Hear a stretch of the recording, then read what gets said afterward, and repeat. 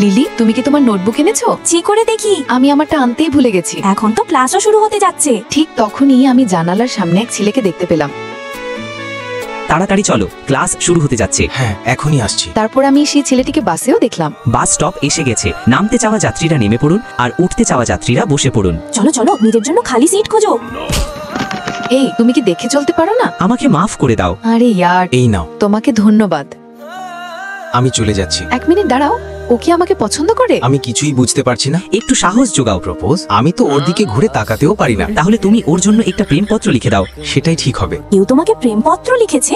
এটা তো বেশ মজার। একটু ওদিকে দেখো, সে ওটা তো ফেলে দিল।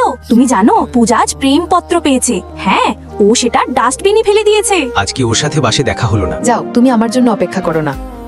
তুমি তো আগে এখানে পৌঁছে গেছো। হ্যাঁ, আমি তোমার অপেক্ষা করছিলাম। তুমি তো এই নেকলেসটা ফেলে দিয়েছিলে, তাই না? না, প্রেমপত্র ফেলার আগে আমি ওটা বের করে নিয়েছিলাম। তুমি কি আমায় ভালোবাসো? যখন আমরা একই কলেজে ভর্তি হব তখন এই ব্যাপারে কথা বলবো।